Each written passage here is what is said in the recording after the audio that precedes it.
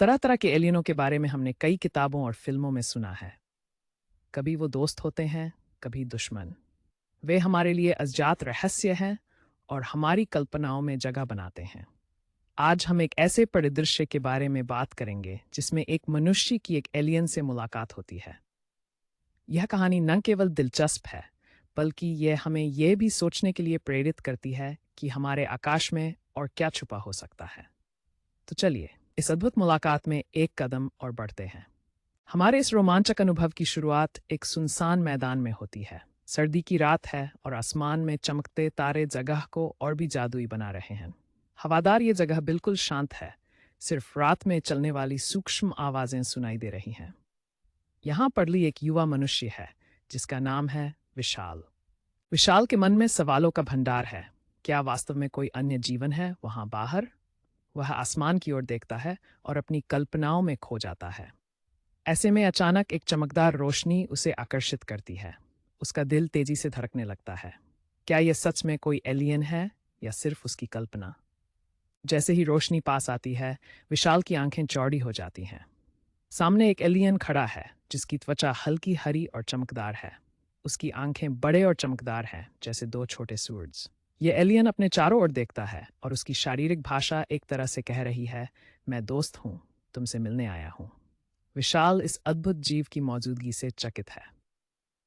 उसका दिल धड़कने लगता है, लेकिन वह अपने डर को भी काबू में रखता है। क्या होने वाला है?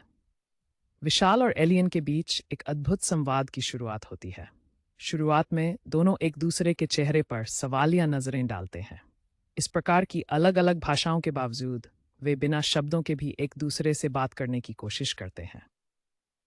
एलियन अपनी आंखों को घुमाकर कई तरह के इशारों से अपनी भावनाएं व्यक्त करता है।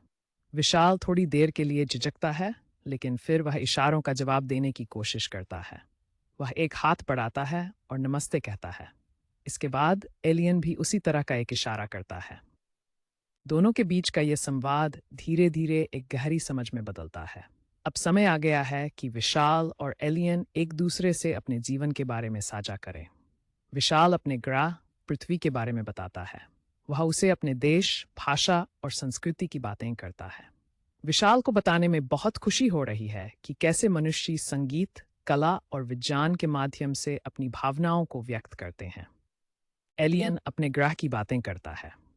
वह बताता है कि उसकी प्रजाति बहुत अधिक विकसित है और उन्होंने अंतरिक्ष यात्रा के कई राज खोले हैं। उनके ग्रह पर वे प्रकृति और प्रौद्योगिकी के बीच संतुलन बनाए रखते हैं। ये सुनकर विशाल को यह सोचने पर मजबूर होना पड़ता है कि हम कितना सीख सकते हैं और कैसे एक दूसरे की मदद कर सकते हैं।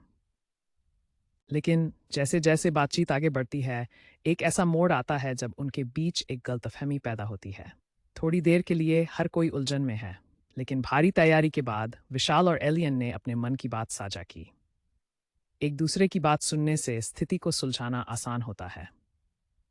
वे समझते हैं कि कभी कभी हमारी अलग अलग पृष्ठभूमियां हमें एक दूसरे से दूर कर सकती हैं, लेकिन संवाद होना आवश्यक है। इस अद्भुत मुलाकात के अंत में विशाल और एलियन एक दूसरे के प्रति आभार प्रकट करते हैं। उनके बीच का यह संवाद और अनुभव उनके जीवन पर हमेशा के लिए छाप छोड़ जाता है। वे समझते हैं कि भले ही वे अलग हैं, परंतु समझना और अपने मतभेदों को स्वीकार करना सबसे महत्वपूर्ण है। इस तरह की मुलाकातें हमें एक नई दृष्टि प्रदान करती हैं और हमें यह सोचने पर मजबूर करती हैं कि हमारा ब्रह्मांड कितना बड़ा और विविध है। तो दोस्तों, इस पे क्या आपने सोचा कभी? यदि हम किसी एलियन से मिलें तो क्या होगा? क्या आप भी ऐसे अनुभव की कल्पना कर सकते हैं? अपने विचारों को कमेंट में शेयर करें और इस विषय पर चर्चा करें। याद रखें, हमारी सोच के दरवाजे हमेशा खुले रहने चाहिए।